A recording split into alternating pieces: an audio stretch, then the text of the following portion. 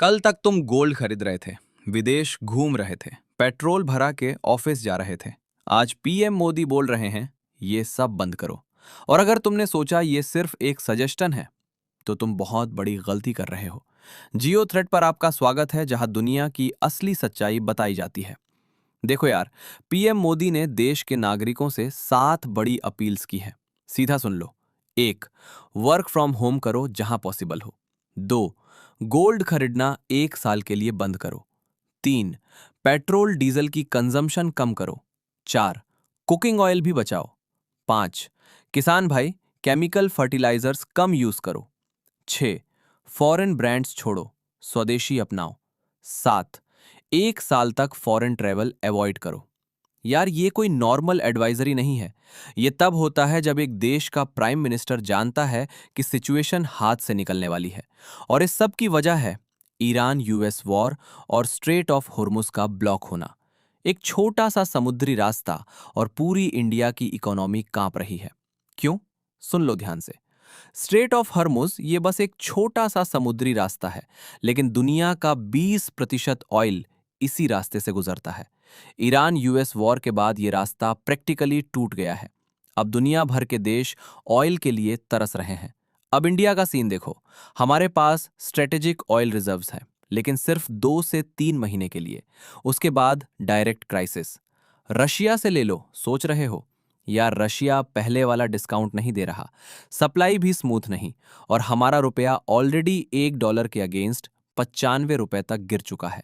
इसलिए मोदी जी बोल रहे हैं पेट्रोल बचाओ, वर्क फ्रॉम होम करो। अब गोल्ड वाली बात समझो। इंडिया हर साल $72 बिलियन का गोल्ड इंपोर्ट करता है। ये इंपोर्ट डायरेक्टली रुपए को कमजोर करता है। जितना ज्यादा गोल्ड खरीदो उतना रुपए गिरेगा, और रुपए गिरता है तो हर चीज महंगी हो जाती है। पेट्रोल, खाना, बिजली, सब कुछ। और फॉरेन ट्रेवल, जब तुम टिकट खरीदने के लिए रुपीस को डॉलर्स में कन्वर्ट करते हो, इंडिया का फॉरेन एक्सचेंज रिजर्व सीधा घटता है। और वो रिजर्व्स अभी बहुत जरूरी हैं अगर आगे सिचुएशन और बिगड़ी। अब यहां ऑपोजिशन भी कूद पड़ी है। राहुल गांधी ने ट्वीट किया, ये अपील्स फेलियर का प्रूफ है। 12 सालों में ऐसी पॉलिसी बनाओ कि पब्लिक को ये सैक्रिफाइस देना ही ना पड़े। सुनो, क्रिटिसिज्म सही भी हो सकती है, लेकिन असली सवाल ये है कि अब हम क्या करें।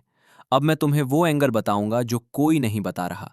ये सिर्फ इंडिया की प्रॉब्लम नहीं, और ये सिर्फ ईरान की वजह से नहीं हो रहा। यार, एक शॉकिंग चीज बताता हूं। इंडिया अकेला नहीं है। Vietnam, Sri Lanka, Philippines, Pakistan, Indonesia, Myanmar, ये सब देश अपने लोगों को सेम इंस्ट्रक्शंस दे चुके हैं। वर्क फ्रॉम होम करो, फ्यूल बचाओ, फॉरेन ट्रेवल अवॉइड करो। इंटरनेशनल एनर्जी एजेंसी, दुनिया की सबसे बड़ी एनर्जी वॉचडॉग, उसने कहा है कि ये हिस्ट्री का सबसे बड़ा ग्लोबल ऑयल सप्लाई डिसरप्शन है। पहले कभी ऐसा नहीं हुआ। और आईईए के चीफ ने एक और बात कही जो सीधी दिल में लगी। उन्होंने कहा कि गवर्नमेंट्स अभी भी इस क्राइसिस की स्केल को अंडर एस्टिमेट कर रही हैं। मतलब सिचुएशन उनसे भी बुरी है जितना सरकार मान रही है। और सोच के देखो, नेतन्याहू का इंटरव्यू अभी अभी आया।